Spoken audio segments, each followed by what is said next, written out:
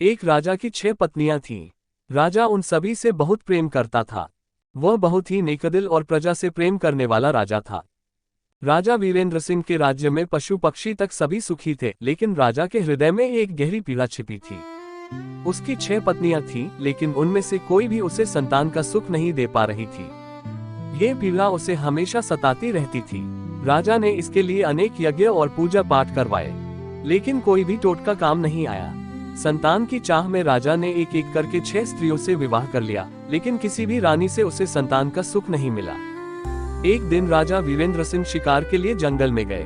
वहां वे एक हिरण का पीछा करते हुए जंगल में बहुत दूर निकल गए। हिरण तो भाग गया, लेकिन अब राजा भूख प्यास से बेचैन हो रहा था। तभी बहते पानी की आवाज राजा के कानों में पड़ी। आवाज सुनते ही राजा को राहत मिली। उन्होंने सोचा, अवश्य ही आसपास कोई जल का झरना होगा।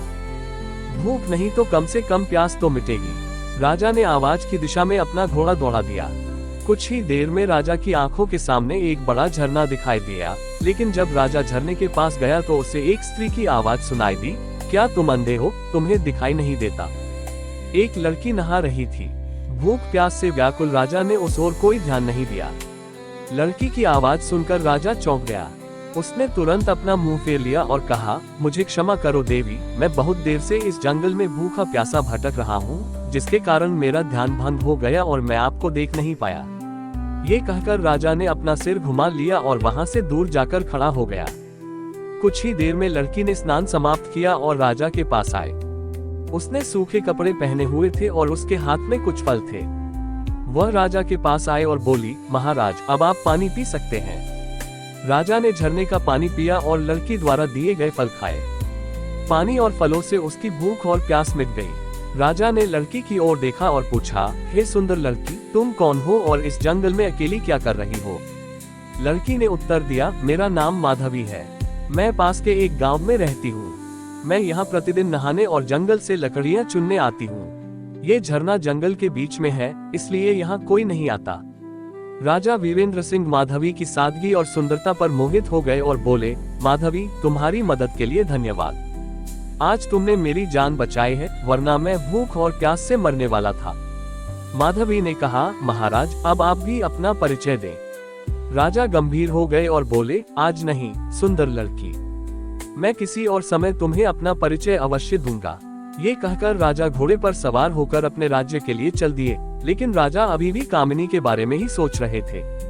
उसकी सुंदरता, उसकी सादगी, उसकी मधुर वाणी, सब कुछ राजा के मन में गहराई से समा गई थी। महल में वापस आने के बाद भी राजा के मन में वही विचार चल रहे थे।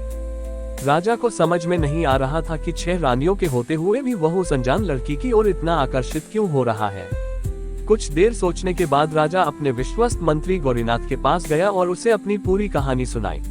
राजा की बात सुनकर मंत्री ने कहा, महाराज, अगर ऐसी बात है तो आपको उस लड़की से विवाह कर लेना चाहिए। संभव है कि उससे हमें अपने राज्य का उत्तराधिकारी मिल जाए। राजा को अपने मंत्री की बात उचित लगी। अगले दिन वह अपने मंत्री को साथ लेकर जंगल में उसी स्थान पर गया जहां उसे माधवी मिली थी। राजा झरने के पास गया और उसे पुकारा, लेकिन कोई नहीं आया। कई बार पुकारने पर भी जब माधवी दिखाई नहीं दी तो राजा का मंत्री बोला, राजन, संभव है कि वह आज नहीं आए हो। आपने हमें बताया था कि वह पास के गांव में रहती है, हमें वहां जाकर देखना चाहिए। राजा और उसका मंत्री दोनों घोड़े पर सवार होकर पास के गांव में चले गए। माधवी का नाम पूछते हुए दोनों उसके घर पहुंच गए। शाही घोड़ों पर 2 राजसी व्यक्तियों को देखकर कौतूहलवश गांव वाले भी एकत्रित हो गए। राजा घोड़े से उतरकर झोपड़ी के बाहर गया और माधवी को बुलाया। राजा की आवाज सुनकर माधवी रोता हुआ चेहरा लेकर झोपड़ी से बाहर आई तो उसकी आंखों में आंसू थे। राजा ने कारण पूछा तो गांव वालों ने बताया, महाराज, इस दुनिया में सिर्फ उसकी माँ ही थी। आज वह भी इस दुनिया से चली गई। अब बेचारी रोएगी नहीं तो और क्या करेगी। ये कहकर गांव वालों ने राजा से अपना परिचय देने को कहा। आप भी बताइए, आप लोग कौन हैं? मंत्री ने जब गांव वालों से राजा का परिचय कराया तो पूरे गांव में हलचल मच गई। सभी ने मिलकर राजा का स्वागत किया। राजा ने गांव के मुखिया से कहा, यदि आप लोगों को कोई आपत्ति न हो तो मैं माधवी से विवाह करना चाहता हूँ। राजा की बातें सुनकर मुखिया ने प्रसन्नता पूर्वक कहा, महाराज, हमारी बेटी रानी बनेगी, हमारे भाग्य खुल जाएंगे। गांव वालों ने जल्दी जल्दी सारी तैयारियां की और राजा और माधवी का विवाह करा दिया। राजा ने अपनी 7वीं पत्नी को नया नाम दिया राजलक्ष्मी। विवाह के पश्चात गांव वालों ने राजलक्ष्मी को राजा के साथ खुशी खुशी विदा किया। राजा अपने मंत्री और 7वीं पत्नी राजलक्ष्मी के साथ महल में आए। जब राजा की पहली 6 पत्नियों को इस बारे में पता चला तो वे बहुत ईर्ष्यालु हो गई। उन्होंने भारी मन से नई रानी देवयानी का स्वागत किया। समय बीतता गया, अब राजा अपना अधिकांश समय नई रानी देवयानी के साथ बिताने लगे। ये देखकर पुरानी रानी और अधिक ईर्ष्यालु हो गई। लेकिन राजलक्ष्मी एक मासूम स्वभाव की और बहुत ही साफ दिल की महिला थी। वह अपनी बड़ी बहनों की तरह ही दूसरी रानियों का सम्मान करती थी। समय बीतता गया, एक दिन रानी देवयानी ने राजा को ये खुशखबरी दी कि वह पिता बनने वाले हैं। रानी से ये सुनकर राजा वीरेंद्र सिंह बहुत खुश हुए। उन्होंने खुशी में रानी देवयानी को गले लगा लिया। राजा ने तुरंत कुलगुरु को बुलाया और उन्हें आदेश दिया कि अब से प्रतिदिन रानी देवयानी को धार्मिक और प्रेरक कहानियां सुनाया करें। नई रानी के गर्भवती होने की खबर शीघ्र ही पूरे राज्य में फैल गई। जब नई रानी के गर्भवती होने की खबर दूसरी रानियों को मिली तो वह आग बबूला हो गई। वह भीतर से ईर्ष्या से जल रही थी। सभी रानियों ने आपस में सोचा कि नई रानी तो राजा को पहले से ही बहुत प्रिय है। वह अपना अधिकांश समय उसके साथ ही व्यतीत करता है। बच्चे के जन्म के बाद तो उसकी और भी अधिक देखभाल की जाएगी। हम सबका प्रभुत्व समाप्त हो जाएगा। नई रानी हमारे साथ दासियों जैसा व्यवहार करेगी। नहीं नहीं, हम ऐसा कभी नहीं होने देंगे। परामर्श के बाद वे सभी नई रानी को हानि पहुंचाने के विभिन्न उपाय सोचने लगी। परंतु बड़ी रानियों का कोई भी प्रयास सफल नहीं हुआ, क्योंकि नई रानी देवयानी कभी अकेली नहीं मिलती थी। कभी राजा के आदेशानुसार कुलगुरु उसे कथा सुनाते हुए मिलते थे तो कभी उसकी दासियां उसके साथ होती थीं। कभी प्रजा उसे घेर लेती थी तो कभी राजा स्वयं उसके साथ होता था। ऐसी स्थिति में रानियों को अपने उद्देश्य को अंजाम देने का कभी मौका ही नहीं मिलता था। समय ऐसे ही बीत रहा था। रानी देवयानी के गर्भ का समय लगभग समाप्त हो चुका था। लेकिन तभी एक दिन विद्रोहियों ने राज्य की सीमा पर आक्रमण कर दिया। शत्रुओं से निपटने के लिए राजा वीरेंद्र सिंह को अपनी सेना सहित राजमहल छोड़कर राज्य की सीमा पर जाना पड़ा। बड़ी रानियों को मानो स्वर्णिम अवसर मिल गया हो।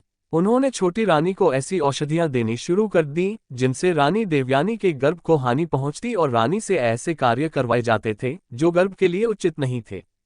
बड़ी रानियां छोटी रानी के भोलेपन का पूरा लाभ उठाती थीं और कुलगुरु जब छोटी रानी को कोई कहानी सुनाते थे तो वे उसे अच्छी अच्छी बातें समझाते थे और आवश्यक सावधानियां बताकर चले जाते थे। रानी देवयानी को ये बिल्कुल भी समझ में नहीं आ रहा था कि कुलगुरु और बड़ी रानियों की बातें इतनी भिन्न क्यों हैं। आखिर सही कौन है? रानी देवयानी ने सोचा, बड़ी रानियां तो महिलाएं हैं, कुलगुरु तो फिर भी पुरुष ही हैं। पुरुष महिलाओं की समस्याओं को कैसे समझ पाएंगे? इसलिए बड़ी रानियां जो कुछ कहती हैं वही सही होता है। पवित्र हृदय की रानी देवयानी कभी स्वप्न में भी नहीं सोच सकती थी कि बड़ी रानियां उनके साथ कुछ गलत कर सकती हैं। इसलिए वे आंखें बंद करके ठीक वैसा ही करती थी जैसा बड़ी रानियां उनसे करने को कहती थी। एक दिन रानी देवयानी को प्रसव पीड़ा होने लगी। उन्होंने बड़ी रानी से कहा, दीदी मुझे बहुत पीड़ा हो रही है, कृपया मुझे कोई उपाय बताइए कि प्रसव कैसे होगा। ये सुनकर बड़ी रानी एकदम क्रोधित हो गई। उन्होंने सोचा, अभी तो इसका इतना ध्यान रखा जा रहा है, कौन जाने बच्चे के जन्म के बाद इसे और कितना सम्मान मिलेगा। छोटी रानी को मदद मांगते देख उनके मन में तरह तरह के षड्यंत्र चल रहे थे। फिर थोड़ा सोचकर उन्होंने छोटी रानी को सांत्वना दी और कहा, आप बिल्कुल चिंता न करें, मैं अभी दाई को बुलाती हूँ। तब तक आप सामने की दीवार पकड़कर खड़ी रहें, इससे आपको आराम मिलेगा और प्रसव भी ठीक से हो जाएगा। बेचारी छोटी रानी को प्रसव के बारे में कुछ भी पता नहीं था। वह बड़ी रानी के कहे अनुसार खड़ी रही। गर्भवती रानी दीवार के सहारे खड़ी होकर प्रसव पीड़ा से कराह रही थी। जब उसकी पीड़ा असहनीय हो गई तो वह वहीं दीवार पकड़कर बैठ गई और जोर जोर से चिल्लाने लगी। लेकिन उस बेचारी बच्ची को देखने या सुनने वाला वहां कोई नहीं था। उधर क्रूर और निर्दयी बड़ी रानी और अन्य रानियों ने अपनी विश्वासपात्र दाई को बहुत सारे धन का लालच देते हुए कहा, तुम जाकर छोटी रानी के कक्ष के बाहर खड़ी हो जाओ और ध्यान रखना कि वहां कोई और प्रवेश न करने पाए। दाई धन के लालच में रानी देवयानी के कक्ष के बाहर खड़ी हो गई। उसे छोटी रानी की चीखें साफ सुनाई दे रही थी, लेकिन धन के लालच और बड़ी रानियों के डर के कारण वह बस दूर खड़ी होकर रानी को देखती रही। दर्द के कारण बेबस छोटी रानी का एक एक पल सदियों के समान बीत रहा था। थोड़ी ही देर में भगवान भगवान की कृपा से उसने एक एक करके 7 बच्चों को जन्म दिया, जिनमें से 6 लड़के और 1 लड़की थी। बच्चों को जन्म देते ही रानी देवयानी अत्यधिक पीड़ा के कारण बेहोश हो गई। चांडाल दाई, जो दूर से पूरी घटना देख रही थी, उसने तुरंत बड़ी रानी और अन्य रानियों को बुलाया और उन्हें नवजात शिशुओं को दिखाया। वे सभी ये देखकर आश्चर्यचकित थी कि छोटी रानी ने एक साथ 7 बच्चों को जन्म दिया है और सभी बच्चे बिल्कुल स्वस्थ और तंदुरुस्त हैं। ईर्ष्या और जलन के कारण उनकी आंखें आश्चर्य से चौड़ी हो गईं। वे सभी अपने भाग्य को कोस रही थी कि हम में से किसी को एक भी बच्चा नहीं हुआ और इस गांव की महिला को एक साथ 7 बच्चे हुए और वह भी बिल्कुल स्वस्थ। लेकिन कोई बात नहीं, जो हमें नहीं मिला वह हम इस महिला को भी नहीं मिलने देंगे। क्रोध और ईर्ष्या में अंधी हुई बड़ी रानी ने दाई को आदेश दिया, तुम तुरंत जाओ और कुछ ईंट और पत्थर के टुकड़े ले आओ और उन्हें छोटी रानी के पास रख दो।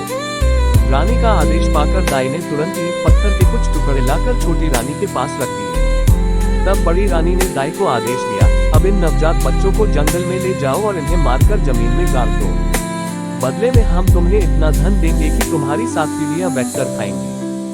धन के लालच में अंधी हो चुकी दुष्ट दाई बच्चों को लेकर खुशी खुशी वहां से चली गई। उसके जाने के बाद रानियों ने वहां से सारे निशान साफ कर दिए और ईंट पत्थर छोटी रानी के पास रख दिए और सभी अपने कमरे में चली गई। थोड़ी देर बाद दाई जंगल से लौटकर रानियों के पास आए। तब बड़ी रानी ने पूछा, क्या तुमने बच्चों को दफना दिया है? दाई के हाँ कहने पर रानियों ने उसे बहुत सारा धन देकर विदा किया। जब सब कुछ बड़ी रानी की योजना के अनुसार हो गया, तब वह अन्य रानियों के साथ बेहोश छोटी रानी के पास गई और उस पर ठंडा पानी छिड़ककर उसे होश में लाया। होश में आते ही छोटी रानी ने पूछा, मेरा बच्चा कहाँ है? मेरा बच्चा कहाँ है? मेरा क्या बच्चा हुआ, लड़का या लड़की? बड़ी रानी ने पास पड़े ईंट पत्थरों की ओर इशारा करते हुए कहा, ये देखो, तुमने ही इन ईंट पत्थरों को जन्म दिया है। क्या तुमने कभी किसी स्त्री के गर्भ से पत्थर को जन्म लेते देखा है? अवश्य ही कोई बच्चा पैदा हुआ होगा। ये कहकर रानी देवयानी ने रोते हुए बड़ी रानी से कहा, बहन, मुझसे कहो कि यह झूठ है, मुझसे कहो कि यह मजाक है, मुझसे कहो कि तुम सबने मुझसे झूठ बोला है। मेरे बच्चे कहाँ हैं? मुझे जल्दी से उनसे मिलवा दो। मैं ये सब अब और बर्दाश्त नहीं कर सकती। छोटी रानी की बातें सुनकर बड़ी रानी ने क्रोधित होकर घूर कर कहा, आप क्या कह रही हैं? हम आपके साथ क्यों मजाक करें? ये तो पत्थर है जिसे आपने जन्म दिया है। ये कहकर उसने उन ईंटों और पत्थरों को एक थैले में भरकर रख लिया। अब बड़ी रानियां बस राजा के आने का इंतजार कर रही थीं। बेचारी छोटी रानी खून के घूंट पीकर रह गई। वह एक रानी उन 6 रानियों के खिलाफ क्या कर सकती थी? दुष्ट रानियों ने पूरे महल में ये खबर फैला दी कि छोटी रानी ने बच्चों की जगह ईंटों और पत्थरों को जन्म दिया है। कुछ समय बाद राजा वीरेंद्र सिंह भी युद्ध जीतकर अपने राज्य में वापस आ गए। लेकिन जब वे अपने राज्य में वापस आए तो लोगों को देखकर हैरान रह गए। जिन लोगों को युद्ध से लौटने पर जश्न मनाना चाहिए था, नाचना गाना चाहिए था, वे सभी उदास थे। राजा ये सब देखकर बहुत हैरान हुए। जब वे असमंजस में महल में आए तो बड़ी रानी और बाकी 6 रानियों ने उनका स्वागत किया। उनके चेहरे पर एक अलग तरह की खुशी थी, लेकिन छोटी रानी देवयानी का चेहरा पीला था। ये सब देखकर राजा ने अपनी छोटी रानी से पूछा, क्या हुआ रानी, तुम्हारा चेहरा पीला क्यों है? छोटी रानी कुछ कहती, उससे पहले ही बड़ी रानी बोल पड़ी, महाराज, उसका चेहरा पीला पड़ना ही था, आखिर उसका राज जो खुल गया है। राजा ने कहा, क्या राज? रानी, तुम मुझे साफ साफ बताओ कि मामला क्या है। क्या रानी ने ठीक से प्रसव किया? तब दुष्ट रानी ने दुखी होने का नाटक करते हुए कहा, महाराज, हम ठगे गए हैं, हम सबके साथ धोखा हुआ है। ये भोली भाली दिखने वाली रानी देवयानी झूठी और धोखेबाज महिला है। महाराज, ये चालाक महिला गर्भवती होने का नाटक करती रही, जबकि यह कभी गर्भवती ही नहीं हुई। इसने तो बस नाटक किया है। अगर गर्भ होता तो कुछ होता, लेकिन इसके पास तो ईंट पत्थर हैं। ये कहकर बड़ी रानी ने राजा को अपनी थैली में जमा ईंट पत्थर दिखाए। ये सब देखकर राजा क्रोधित हो गया और बोला, बड़ी रानी, तुम क्या कह रही हो? मनुष्य के गर्भ से क्या तुमने कभी ईंट पत्थर पैदा होते देखे हैं? राजा की बातें सुनकर बड़ी रानी बोली, क्षमा करें महाराज, परंतु हम भी आपको ये बताने और समझाने का प्रयास कर रही हैं कि उसने हमसे गर्भवती होने का नाटक किया है। हम भी बहुत दिनों से प्रतीक्षा कर रही थी कि राज्य का कोई उत्तराधिकारी आएगा, कोई आएगा जो हमें माँ कहेगा। हमारे कान भी माँ शब्द सुनने के लिए तरस रहे थे महाराज, परंतु इस दुष्ट स्त्री ने हम सबको धोखा दिया है। ये सब सुनकर राजा को भी बड़ी रानी की बातों पर विश्वास होने लगा। उसे भी लगने लगा कि छोटी रानी ने सभी को धोखा दिया है। राजा छोटी रानी देवयानी से कहते हैं, रानी तुमने ये सब क्यों किया? हमें धोखा देने की तुम्हारी हिम्मत कैसे हुई? मैं किसी तरह यह मानकर जी रहा था कि शायद संतान सुख हमारे भाग्य में नहीं है, परंतु तुमने हमें हमारे जीवन की सबसे बड़ी आशा दिखाई और उस पर पानी फेर दिया। राजा क्रोध से भरे हुए अपनी छोटी पत्नी से लगातार कह रहे थे, मैंने तुम्हारा मासूम चेहरा देखकर ही तुमसे विवाह किया था। मुझे क्या पता था कि तुम हमारे साथ इतना बड़ा विश्वासघात करोगी। आज से तुम इस महल में रानी नहीं दासी बनकर रहोगी। अब मेरी नजरों से दूर हो जाओ, नहीं तो पता नहीं मैं क्रोध में क्या कर बैठूंगा। बेचारी छोटी रानी बहुत दुखी मन से चुपचाप कमरे से बाहर निकल जाती है। इस घटना के बाद महल में छोटी रानी का जीवन बहुत कठिन हो गया। बड़ी रानियों ने उसके साथ बहुत बुरा व्यवहार किया। उससे दासियों से भी अधिक काम करवाया जाता था। बेचारी छोटी रानी किसी तरह अपने दिन काट रही थी। उसके पास कोई ऐसा सबूत भी नहीं था जिससे वह साबित कर सके कि वह सचमुच गर्भवती थी। अत्यंत दुख से घिरी बेचारी छोटी रानी रात को घंटों अकेली बैठी रोती रहती और सोचती, हे भगवान, मुझे क्या हो गया? मैंने ऐसा कौन सा पाप किया था जिसकी मुझे इतनी बड़ी सजा मिल रही है?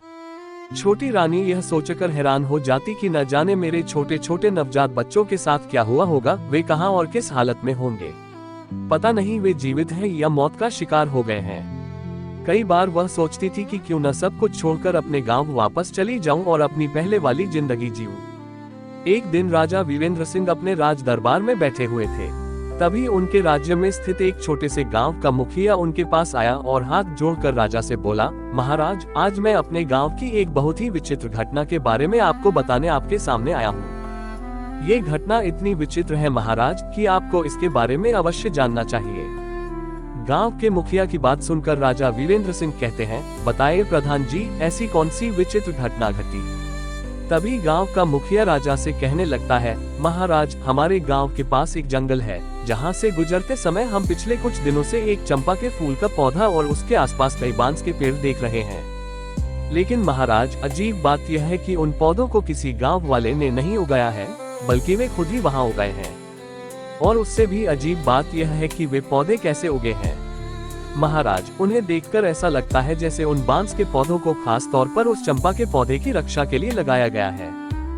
गांव वाले की बात सुनकर राजा ने कहा, भाई, आप क्या कहानी सुना रहे हैं? मुझे कुछ समझ में नहीं आ रहा है और इसमें इतना आश्चर्य की क्या बात है? वे तो बस पौधे हैं, उन्हें किसी तरह उगाया गया होगा। गांव वाले ने कहा, माफ कीजिए महाराज, लेकिन पहले मेरी पूरी कहानी सुनिए। उन पौधों की संरचना जितनी अजीब है, उससे भी ज्यादा अजीब यह है कि वह चंपा का पौधा बेहद सुगंधित फूलों से लदा हुआ है। और जब कोई गांव वाला या कोई राहगीर उसके फूलों को तोड़ने की कोशिश करता है, तो वह जादुई पौधे की तरह रहस्यमयी तरीके से ऊपर की ओर बढ़ता है, इतना ऊंचा कि उस पौधे के फूलों को लंबी छड़ी से भी तोड़ना असंभव हो जाता है, हाथों से तोड़ना तो दूर की बात है। महाराज, अब राजा वीरेंद्र सिंह की दिलचस्पी ग्राम प्रधान की बातों में बढ़ने लगी। वह पूरे ध्यान से उनकी बातें सुन रहे थे। आगे ग्राम प्रधान ने कहा, और महाराज, सबसे अजीब और आश्चर्यजनक बात यह है कि वे पौधे इंसानों की तरह एक दूसरे से बात करते हैं। ग्राम प्रधान की यह बात सुनकर राजा, जो थोड़ी देर पहले उनकी बातों को हल्के में ले रहे थे, अब आश्चर्य से उठ बैठे कि पौधे एक दूसरे से बात करते हैं, और वह भी बिल्कुल इंसानों की तरह बोलकर। राजा के साथ साथ पूरा राज दरबार आश्चर्य से भर गया। सभी हैरान होकर एक दूसरे को देखने लगे। राजा वीरेंद्र सिंह ग्राम प्रधान पर चकित थे। वह राजा से कहते हैं, ऐसा कैसे संभव है कि पौधे इंसानों की तरह बात करते हैं? अच्छा प्रधान जी, अब कृपया ये भी बताएं कि वे पौधे क्या बात करते हैं। प्रधान जी राजा को उत्तर देते हैं, महाराज, जब भी कोई व्यक्ति फूल तोड़ने के लिए चंपा के पौधे की ओर हाथ बढ़ाता है, तो चंपा का पौधा कहता है, बांस भैया, गांव वाले फूल तोड़ने आए हैं, उन्हें फूल दूं या आसमान छू लूं? इसके बाद वे बांस के पौधे कहते हैं, नहीं बहन, आसमान छू लो। और उसके बाद जो हुआ वह मैं आपको पहले ही बता चुका हूँ महाराज, कि चंपा की शाखाएं इतनी ऊंची हो जाती हैं कि उनसे फूल तोड़ना असंभव हो जाता है। लेकिन सुबह के समय अत्यंत सुगंधित फूल जमीन पर बिखरे मिलते हैं। लेकिन आज तक कोई भी व्यक्ति उन फूलों को अपने हाथों से नहीं तोड़ पाया है। गांव के प्रधान की बातें सुनकर राजा वीरेंद्र सिंह गहरी सोच में पड़ जाते हैं। फिर कुछ देर सोचने के बाद वे अपने विश्वस्त मंत्री गौरीनाथ को बुलाते हैं और उसे निर्देश देते हैं, मंत्री जी, आप तुरंत वहां जाएं और सच्चाई का पता लगाएं। गौरीनाथ जी महाराज कहते हुए मंत्री तुरंत गांव के प्रधान को अपने साथ लेकर गांव की ओर निकल पड़ते हैं। थोड़ी ही देर में मंत्री और गांव के प्रधान उन रहस्यमयी बात करने वाले चंपा और बांस के पेड़ों के पास पहुंच जाते हैं। राजा के खास मंत्री को सरपंच के साथ देखकर गांव वाले भी कौतूहलवश वहां एकत्रित हो जाते हैं। जब मंत्री घोड़े से उतरकर उस चंपा के पौधे के पास जाता है तो उसे ठीक उसी हालत में पाता है जैसा गांव के मुखिया ने राजा को दरबार में बताया था। बांस के पेड़ों के ठीक बीच में खड़ा चंपा का पौधा अपनी अलग ही खूबसूरती बिखेर रहा था। उसके फूलों से आ रही हल्की हल्की खुशबू से मंत्री भी कुछ देर के लिए मदहोश हो जाता है। जैसे ही वह अपनी मदहोशी से उठता है तो उसे राजा का आदेश याद आता है। फिर जैसे ही वह चंपा के पौधे के पास जाता है और उसका फूल तोड़ने के लिए हाथ बढ़ाता है तो चंपा के पौधे से एक मानवीय आवाज आती है जिसे सुनकर मंत्री रुक जाता है। चंपा का पौधा बोला, अरे बांस भैया, हमारा मंत्री मेरे फूल तोड़ने आया है, क्या मैं उसे फूल दूं या आसमान छू लूं? तभी सभी बांस के पौधों से एक साथ आवाज आई, नहीं बहन चंपा, आसमान छू लो। ये वही मंत्री है जो हमारी माँ की जिम्मेदारी निभाता था, लेकिन वह उसमें पूरी तरह से विफल रहा, इसलिए वह आपके फूलों का बिल्कुल भी हकदार नहीं है। बहन, पौधों की बातचीत बहुत स्पष्ट रूप से सुनाई दे रही थी और एक अलग सी आवाज सुनकर मंत्री स्तब्ध रह गया। उसके आश्चर्य की सीमा न रही। स्तब्ध मंत्री के सामने ही चंपा का पौधा आसमान में चला गया। ये देखकर एकदम स्तब्ध खड़े मंत्री के पूरे शरीर में सिहरन दौड़ गई। गांव वाले भी खड़े होकर यह सारा तमाशा देख रहे थे। तभी बांस के पौधों से आवाज आई, मंत्री जी, जाकर अपना राजकाज संभालिए, आप किसी इंसान की जिम्मेदारी नहीं उठा सकते। मंत्री स्तब्ध खड़ा बांस के पौधों की तरफ देखते हुए सारी बातें सुन रहा था। बांस का पौधा आगे कहता है, मंत्री जी, राजा युद्ध पर गए थे, उनके बाद हमारी माँ की देखभाल करना आपकी जिम्मेदारी थी, और कुछ नहीं तो कम से कम आप हमारी माँ के प्रसव के समय तो मौजूद रहते और देख सकते थे कि उन्हें कोई परेशानी तो नहीं है, लेकिन आपने उनका हालचाल भी नहीं पूछा। बांस के पेड़ों की आवाज सुनकर हैरान खड़े मंत्री को आश्चर्य होता है कि ये पौधे कैसे बोल रहे हैं और इन्हें इतना कुछ कैसे पता है। वह सोचता है, आप बिल्कुल सही कह रहे हैं, मैंने रानी देवयानी की कोई देखभाल नहीं की। ये सोचकर मंत्री पश्चाताप से भर गया। उसने सोचा, ये बहुत बड़ी भूल है। राजा की अनुपस्थिति में उसे रानी देवयानी की गर्भावस्था के दौरान देखभाल करनी चाहिए थी। मंत्री सोचता है, क्या इसका मतलब यह है कि रानी देवयानी के खिलाफ कोई बहुत बड़ी साजिश हुई जिसके बारे में वह नहीं जानता? यह विचार मन में आते ही उसने उन पौधों से ये सब जानने की कोशिश की तो उनकी तरफ से कोई जवाब नहीं आया। जब बहुत कोशिशों के बाद भी पौधों ने कोई जवाब नहीं दिया तो आश्चर्य और पश्चाताप से भरा मंत्री भारी मन से महल की ओर वापस चल पड़ा। वहां पहुंचकर उसने राजा वीरेंद्र सिंह को सारी कहानी बताई और कहा, महाराज, मुझे खेद है, लेकिन मुझे ऐसा लग रहा है कि महल में जरूर कोई षड्यंत्र हुआ है। महाराज, आपकी अनुपस्थिति में मैं रानी की अच्छी तरह से देखभाल नहीं कर पाया। आज उन पौधों की बातें सुनकर ऐसा लग रहा है, महाराज, जैसे महल में रानी देवयानी के साथ कुछ बहुत बुरा हुआ है। मैंने उन पौधों से जानने की बहुत कोशिश की, लेकिन उन्होंने मुझे कुछ नहीं बताया। इसलिए मेरी आपसे विनती है कि आप स्वयं वहां जाएं और उन पौधों से बात करें। संभव है कि वे उसे सब कुछ बता दें। विश्वस्त मंत्री गौरीनाथ की पूरी कहानी सुनने के बाद राजा वीरेंद्र सिंह ने कहा, ठीक है मंत्री जी, हम वहां जरूर जाएंगे और अपनी 6 रानियों को भी अपने साथ ले जाएंगे। राजा की बात सुनकर मंत्री ने कहा, महाराज, मेरी आपसे एक विनती है, मैं छोटी रानी देवयानी को अपने साथ वहां ले जाना चाहता हूं। राजा ने कहा, ठीक है मंत्री जी, आप ऐसा कर सकते हैं, लेकिन ध्यान रहे कि वह दुष्ट रानी मेरी आंखों के सामने न आए। मंत्री ने कहा, हाँ महाराज। अगले दिन राजा वीरेंद्र सिंह अपनी रानियों के साथ आकाश चंपा का रहस्य जानने के लिए चल पड़े। राजा और उनकी प्रमुख रानी आगे आगे रथ पर यात्रा कर रहे थे। राजा की 5 रानियां उनके पीछे रथ पर यात्रा कर रही थीं और दरबार के कई अन्य महत्वपूर्ण सदस्य भी उनके पीछे पीछे जा रहे थे। मंत्री ने राजा से अनुमति लेकर रानी देवयानी को उनके परिवार सहित बड़े आदर के साथ पालकी में बैठाया। राजा का काफिला कुछ देर में गांव के बाहर पहुंच गया। वहां पहुंचकर उन्होंने जंगल के बाहर गांव की सीमा पर अपना डेरा जमा लिया। पूरे राजपरिवार को आते देख गांव के ग्रामीण उनके स्वागत में जुट गए। कुछ देर आराम करने के बाद सभी लोग आकाश चंपा के पौधे के पास पहुंचे और उसके चारों ओर घेरा बनाकर बैठ गए। आज भी चंपा का पौधा अपनी सामान्य ऊंचाई पर खड़ा था और चारों ओर अपनी सुगंध फैला रहा था। सभी उसकी सुगंध में सराबोर थे, लेकिन राजा को चंपा के पौधे का रहस्य जानने की उत्सुकता थी। राजा की 6 पत्नियां उनके साथ बैठी थीं और छोटी रानी देवयानी मंत्री की पत्नी के साथ बैठी थी। तब बड़ी रानी ने राजा से कहा, महाराज, अगर आप आज्ञा दे तो क्या मैं इस सुगंधित चंपा के पौधे से कुछ फूल तोड़ सकती हूँ? राजा ने कहा, जरूर रानी साहिबा। तब राजा की दूसरी पत्नी ने भी कहा, महाराज, ये फूल बहुत ही सुगंधित और महकदार हैं। मैं फूलों की मीठी खुशबू को सूंघने से खुद को रोक नहीं पा रही हूँ। क्या मैं भी एक फूल तोड़ सकती हूँ? दूसरी रानी, तीसरी और फिर चौथी सभी रानियों ने ऐसा कहा। तब राजा ने सबसे पहले छठी रानी उन फूलों यानी सबसे छोटी रानी को फूल तोड़ने का निर्देश दिया और मुख्य रानी सहित अन्य रानियों से कहा कि वह तुम सब में सबसे छोटी है, इसलिए उसे पहले फूल तोड़ने का अवसर मिलना चाहिए। मुख्य रानी सहित अन्य रानियों ने राजा की बात पर सहमति जताई, इसलिए छठी रानी फूल तोड़ने के लिए चंपा के पौधे के पास गई। राजा सहित वहां मौजूद सभी लोगों की उत्सुकता चरम पर थी। हर कोई ये देखने के लिए उत्सुक था कि आगे क्या होगा। जैसे ही रानी पेड़ के पास गई और फूल तोड़ने के लिए अपना हाथ बढ़ाया, चंपा के पेड़ से आवाज आई, रुको रानी, तुम मेरी आज्ञा के बिना मेरे फूल नहीं तोड़ सकती। पौधे की आवाज सुनकर रानी रुक गई। चंपा के पौधे से आ रही आवाज इतनी स्पष्ट और तेज थी कि राजा समेत वहां मौजूद सभी लोगों ने उसे सुन लिया। अब तक राजा ने चंपा के पौधे के बारे में सिर्फ दूसरे लोगों के मुंह से ही सुना था, लेकिन अब जब उसने अपने कानों से सुना तो वह भी हैरान रह गया। उसके आश्चर्य की सीमा नहीं थी। तभी चंपा के पौधे से आवाज आई, भाई बांस, हमारी सौतेली माँ हमारे फूल तोड़ने आई है। मैं उसे फूल दूं या आसमान छू लूं?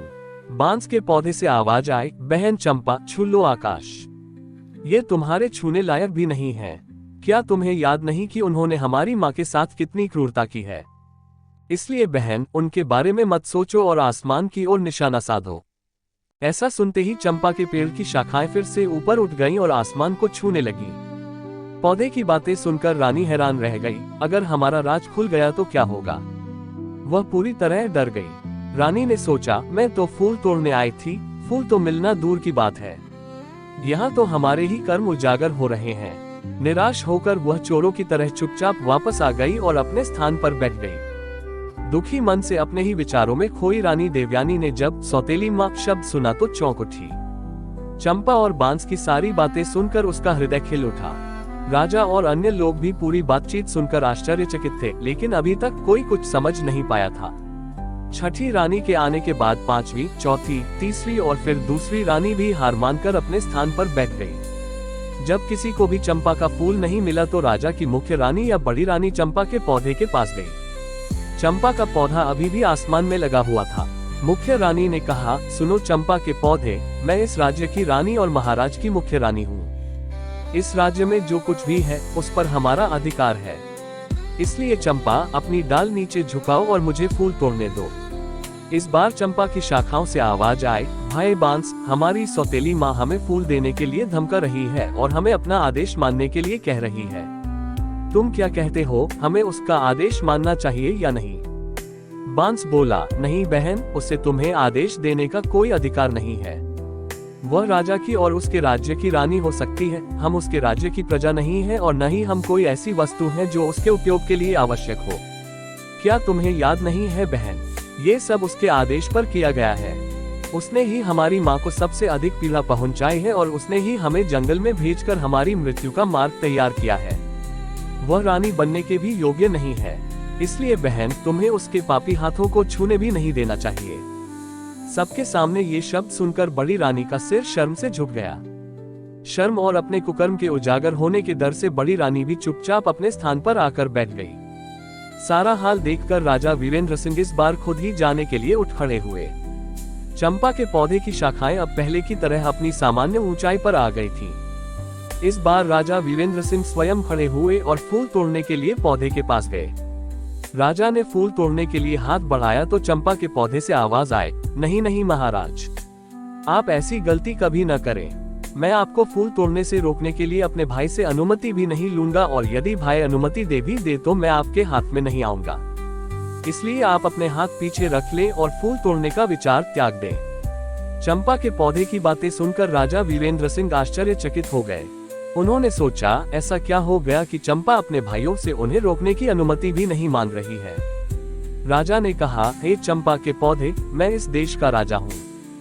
मैंने कभी किसी के साथ अन्याय नहीं किया। मैं अपनी प्रजा को अपने बच्चों की तरह मानता हूँ। मेरे राज्य में मनुष्य ही नहीं, पशु पक्षी भी खुश और स्वतंत्र हैं। मैंने आज तक किसी को थोड़ा भी कष्ट नहीं दिया। फिर मैंने क्या गलती की कि तुम्हें अपने भाइयों से यह कहने की भी जरूरत नहीं पड़ी कि वे मुझे तुम्हारे फूल तोड़ने से रोके।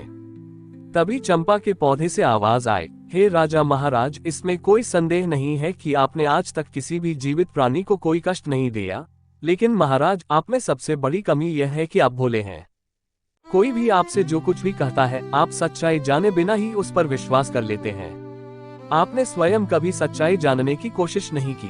आपने अपनी प्रजा को अपने बच्चों के रूप में स्वीकार किया, लेकिन क्या आपने कभी अपने बच्चों के बारे में जानने की कोशिश की? क्या आपने कभी यह जानने की कोशिश की कि आपके अपने बच्चे कहाँ हैं? राजा महाराज, आप अपनी गर्भवती पत्नी की सुरक्षा भी सुनिश्चित नहीं कर सके। सच्चाई का पता लगाए बिना ही आपने एक महिला को देशद्रोही कहा और उसे दासी बना दिया। इसलिए जाए महाराज, जाकर अपना राज्य संभालिए।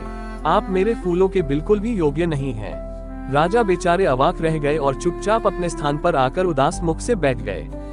उनके मन में एक साथ हजारों प्रश्न उठ रहे थे। उन्हें समझ में नहीं आ रहा था कि क्या सच है और क्या झूठ। राजा अपने विचारों की उलझन में खोए हुए थे।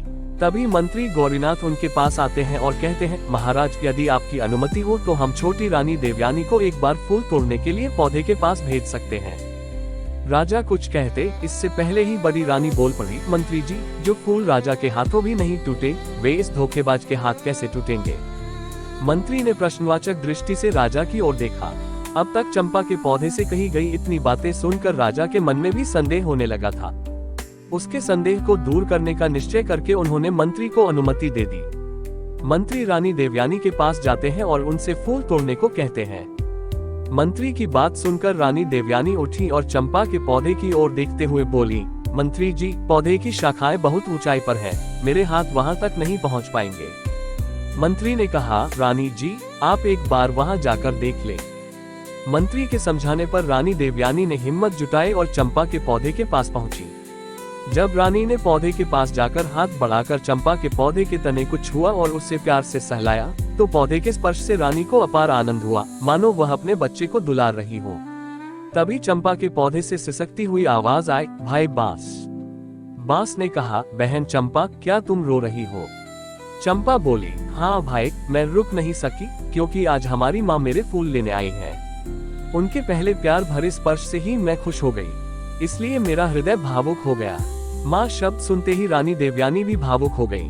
तभी चंपा के पौधे से आवाज आई, बांस भाई, कृपया मुझे बताओ कि अब मुझे क्या करना चाहिए।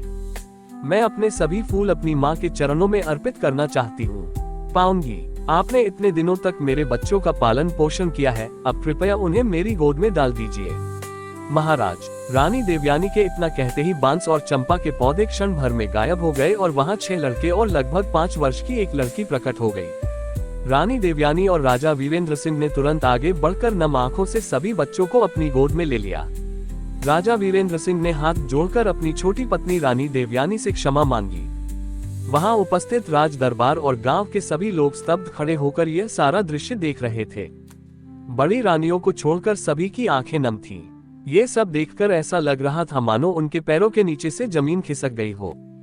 राजा वीरेंद्र सिंह ने अपने सैनिकों को आदेश दिया, इन दुष्ट स्त्रियों को पकड़ो और फांसी पर लटका दो। ये दुष्ट मानवता के नाम पर कलंक है। आपका एक छोटा सा सब्सक्रिप्शन हमारे लिए बहुत बड़ी हिम्मत बन जाता है। अगर आपको हमारे वीडियो पसंद आ रहे हैं तो कृपया चैनल को सब्सक्राइब करें और अपने दोस्तों व परिवार के साथ शेयर कर दीजिए। अपने प्यार से हमें आगे बढ़ने का मौका दें। आपका साथ ही हमारी सबसे बड़ी ताकत है। राजा की यह बात सुनकर रानी देवयानी बोली, महाराज, आज मेरे लिए मेरे जीवन का सबसे बड़ा दिन है। आज ऐसे खुशी के अवसर पर मैं किसी के लिए ऐसा काला दिन नहीं लाना चाहती। मैं आपसे प्रार्थना करती हूँ कि आप उन सभी को क्षमा कर दें। राजा ने कहा, आपका हृदय बहुत बड़ा है, लेकिन इनके अपराध को देखते हुए इन्हें क्षमा नहीं किया जा सकता। लेकिन आपके अनुरोध पर मैं इन दुष्टों को आजीवन कारावास की सजा सुनाता हूँ। दुष्ट रानियों को दंडित किया जाता है। राजा वीरेंद्र सिंह अपनी पत्नी रानी देवयानी और अपने बच्चों के साथ राजमहल वापस लौटकर सुखी और शांतिपूर्ण जीवन व्यतीत करते हैं। ये कहानी एक माँ के प्रेम, एक पिता के पश्चाताप और ईश्वर की लीला का संगम है, जो मानवता की गहनतम भावनाओं को छूती है। रानी देवयानी का प्रेम इस बात का प्रमाण है कि एक माँ के हृदय से निकली चीख ब्रह्मांड के कण कण को झकझोर देती है। वर्षों तक अपने बच्चों से दूर रहने के बाद भी उन्होंने आस्था नहीं खोई और अंततः उनकी भक्ति और प्रेम ने देवताओं को भी झुकने पर मजबूर कर दिया। राजा वीरेंद्र सिंह का पश्चाताप और उनके भीतर का टूटा हुआ अहंकार बताता है कि सत्य की राह में झुका हुआ सिर सबसे ऊंचा होता है। जब उन्होंने अपनी गलती स्वीकार की तो उनका मन भी शुद्ध हो गया। रानी देवयानी की क्षमा इस दुनिया को सिखाती है कि सच्चे प्रेम में बदले की भावना नहीं होती, बल्कि क्षमा और करुणा से जीवन सुंदर बनता है।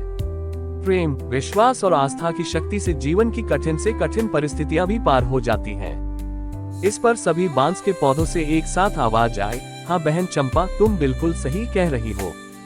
तुम्हारा दिल जो कह रहा है वही करो। माँ के चरणों में स्वर्ग है। इस आवाज के साथ ही चंपा के पौधे की सभी शाखाएं झुक गईं और रानी देवयानी के चरणों को छूकर उनके चारों ओर फैल गईं और रानी पर फूलों की वर्षा होने लगी। ये देखकर वहां उपस्थित सभी लोग बहुत आश्चर्यचकित थे।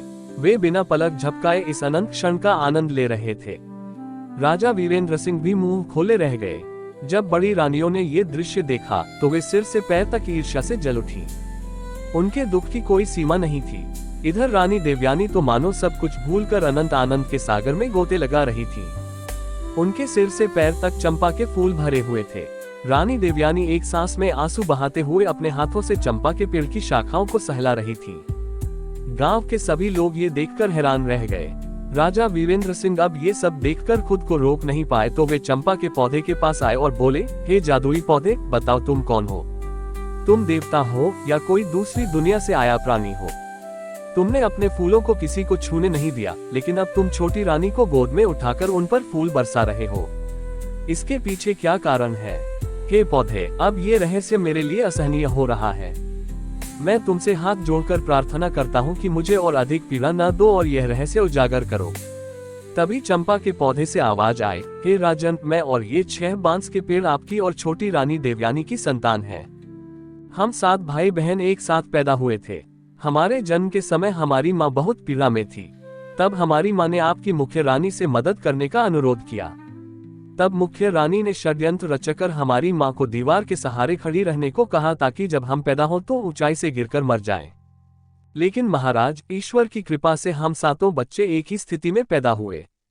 लेकिन हमारी माँ दर्द के कारण हमें जन्म देते ही बेहोश हो गई। उसकी बेहोशी का फायदा उठाकर बड़ी रानी ने एक दाई को बुलाया और उसे धन का लालच देकर कहा कि वह हमें मारकर जंगल में जमीन में गाड़ दे। निर्दयी दाई नवजात शिशुओं को दफनाने के लिए जंगल की ओर चल पड़ी। दाई को जंगल में भेजने के बाद बड़ी रानी समेत अन्य रानियों ने अपने घिनौने षड्यंत्र के तहत हमारी माँ के पास कुछ ईंटें और पत्थर के टुकड़े रख दिए। उधर जब दाई हमें जंगल में ले आए और हमें दफनाने के लिए जमीन खोदने लगी तो महाराज इंद्रदेव की कुछ अप्सराएं आकाश मार्ग से वन भ्रमण के लिए आ रही थी। जब उनकी नजर हम पर पड़ी तो उन्हें हम पर दया आ गई। उन्होंने हमें उठा लिया और अपनी शक्तियों से बहुत तेज तूफान मचा दिया। धूल उड़ने के कारण दाई हमें ढूंढती रही। जब वह हमें नहीं ढूंढ पाई तो वह महल में चली गई और रानी के डर से झूठ बोल दिया कि वह हमें मारकर जमीन के अंदर गाड़ आए है। दाई के वहां से चले जाने के बाद अप्सराओं ने मेरे 6 भाइयों को बांस बना दिया और मुझे चंपा के फूल का पौधा बना दिया। उनकी कृपा से ही हमें सब कुछ याद है और हम सबको पहचान पाते हैं और उसी के अनुसार व्यवहार कर पाते हैं और मनुष्य की आवाज में बोल पाते हैं। राजा समेत वहां मौजूद सभी लोग सब कुछ जानकर हैरान थे। रानी देवयानी की आंखों से आंसू रुक नहीं रहे थे। राजा वीरेंद्र सिंह बोले, मेरे बच्चों, क्या अब तुम सब इन पौधों की तरह ही रहोगे? क्या कोई ऐसा तरीका है जिससे तुम वापस अपने मानव रूप में आ सको? तब चंपा बोली, महाराज, जब हमारी माँ हमारे एक एक पत्ते को तोड़कर इंद्रदेव को याद करके उनसे प्रार्थना करेगी तब हम सब अपने असली रूप में आ जाएंगे। चंपा के पौधे की बात सुनते ही रानी देवयानी ने तुरंत बांस और एक एक चंपा का पत्ता लिया और हाथ जोड़कर पूरी श्रद्धा से बोली, हे इंद्र महाराज, मैं जीवन भर आपकी सेवा पूजा करूंगी। तब भी मैं आपके उपकार का बदला नहीं चुका पाऊंगी। आपने इतने दिनों तक मेरे बच्चों का पालन पोषण किया है, अब कृपया उन्हें मेरी गोद में डाल दीजिए। महाराज, रानी देवयानी के इतना कहते ही बांस और चंपा के पौधे क्षण भर में गायब हो गए और वहां 6 लड़के और लगभग 5 वर्ष की एक लड़की प्रकट हो गई। रानी देवयानी और राजा वीरेंद्र सिंह ने तुरंत आगे बढ़कर नम आंखों से सभी बच्चों को अपनी गोद में ले लिया। राजा वीरेंद्र सिंह ने हाथ जोड़कर अपनी छोटी पत्नी रानी देवयानी से क्षमा मांगी। वहां उपस्थित राज दरबार और गांव के सभी लोग स्तब्ध खड़े होकर यह सारा दृश्य देख रहे थे। बड़ी रानियों को छोड़कर सभी की आंखें नम थीं। ये सब देखकर ऐसा लग रहा था मानो उनके पैरों के नीचे से जमीन खिसक गई हो। राजा वीरेंद्र सिंह ने अपने सैनिकों को आदेश दिया, इन दुष्ट स्त्रियों को पकड़ो और फांसी पर लटका दो। ये दुष्ट मानवता के नाम पर कलंक है। आपका एक छोटा सा सब्सक्रिप्शन हमारे लिए बहुत बड़ी हिम्मत बन जाता है। अगर आपको हमारे वीडियो पसंद आ रहे हैं तो कृपया चैनल को सब्सक्राइब करें और अपने दोस्तों व परिवार के साथ शेयर कर दीजिए। अपने प्यार से हमें आगे बढ़ने का मौका दें। आपका साथ ही हमारी सबसे बड़ी ताकत है। राजा की यह बात सुनकर रानी देवयानी बोली, महाराज, आज मेरे लिए मेरे जीवन का सबसे बड़ा दिन है। आज ऐसे खुशी के अवसर पर मैं किसी के लिए ऐसा काला दिन नहीं लाना चाहती। मैं आपसे प्रार्थना करती हूँ कि आप उन सभी को क्षमा कर दें। राजा ने कहा, आपका हृदय बहुत बड़ा है, लेकिन इनके अपराध को देखते हुए इन्हें क्षमा नहीं किया जा सकता।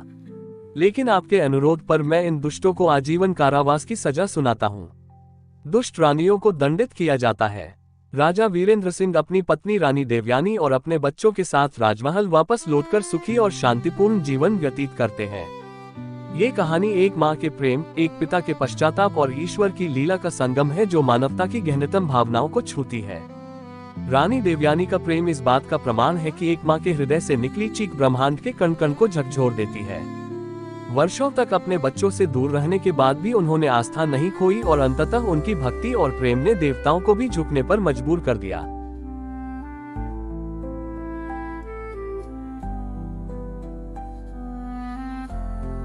Welcome to Hello India, where stories are more than just words.